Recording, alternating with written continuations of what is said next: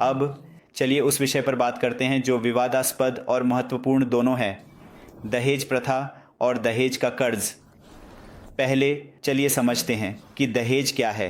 दहेज एक सांस्कृतिक प्रथा है जहां दुल्हन का परिवार शादी के समय दूल्हे के परिवार को पैसे, संपत्ति या सामान देता है। यह विभिन्न संस्कृतियों में विभिन्न रूपों में सदियों से मौजूद है। अब आप सोच रहे होंगे, क्या यह अभी भी एक प्रथा है? दुर्भाग्यवश हाँ, खासकर भारत, बांग्लादेश और पाकिस्तान जैसे देशों में कई जगहों पर अवैध होने के बावजूद दहेज प्रथा गहरे निहित सामाजिक मानदंडों के कारण बनी हुई है। आइए इस समस्या के पैमाने के बारे में बात करते हैं। भारत में ही राष्ट्रीय अपराध रिकॉर्ड ब्यूरो ने 2020 में 7,000 से अधिक दहेज से संबंधित मौतों की रिपोर्ट की। 2020 में दहेज से संबंधित 1,000 मौतें हुईं। यह हर दिन लगभग 19 महिलाओं की दहेज विवादों के कारण मौत होने के बारे में है, और ये केवल रिपोर्ट किए गए मामले हैं। कई मामले रिपोर्ट नहीं होते हैं। तो एक शादी की परंपरा कैसे जानलेवा बन जाती है? यह अक्सर दूल्हे के परिवार की अनरीजनेबली मांगों से शुरू होती है। वे नकद, गहने, कार या यहाँ तक कि संपत्ति की मांग कर सकते हैं। यदि दुल्हन का परिवार इन मांगों को पूरा नहीं कर सकता तो दुल्हन को उत्पीड़न, दुर्व्यवहार या यहाँ तक कि हत्या का सामना करना पड़ सकता है। यहाँ कुछ वास्तविक जीवन के उदाहरण हैं। नेहा, एक 25 वर्षीय शिक्षिका ने 2019 में शादी की। उसके परिवार ने अपनी क्षमता के अनुसार उपहार और पैसे दिए, लेकिन उसके ससुराल वाले और अधिक की मांग करते रहे। वे उसे मौखिक रूप से अपमानित करते थे, कभी कभी उसे पीटते भी थे। एक दिन पड़ोसियों ने नेहा को गंभीर जलन के साथ पाया। उसके ससुराल वालों का दावा है कि यह एक रसोई का हादसा था, लेकिन एक जांच में पता चला कि यह दहेज से संबंधित अपराध था। यह कहानी दिल को तोड़ने वाली है, लेकिन दुख की बात है कि यह असामान्य नहीं है। कई महिलाएं रोजाना इसी तरह की परिस्थितियों का सामना करती हैं। अब हम देखते हैं कि यह प्रथा दहेज निषेध अधिनियम के खिलाफ होने के बावजूद क्यों जारी है।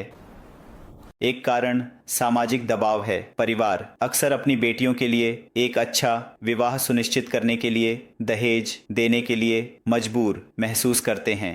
यह भी एक भ्रांति है कि बड़ा दहेज नए परिवार में सम्मान के बराबर होता है। एक और कारक सामान्य असमानता है। कुछ समाजों में बेटियों को आर्थिक बोझ के रूप में देखा जाता है। दहेज प्रथा इस विचार को बढ़ावा देती है, महिलाओं को एक समुदाय के रूप में देखती है। लेकिन यह सब बुरा नहीं है।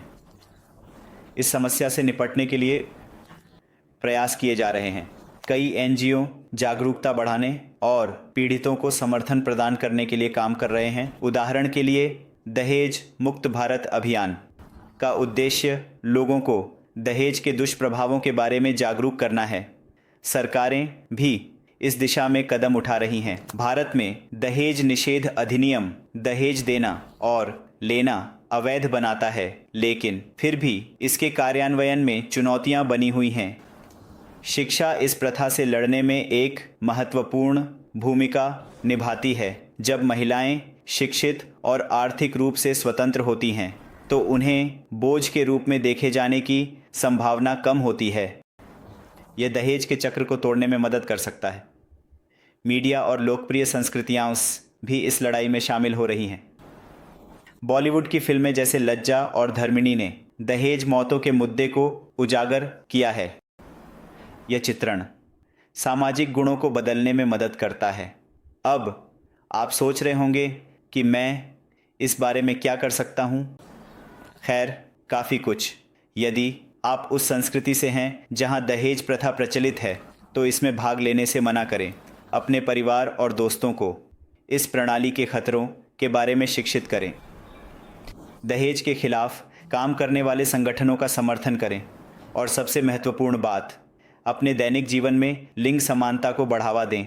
याद रखें, परिवर्तन व्यक्तिगत क्रिया से शुरू होता है।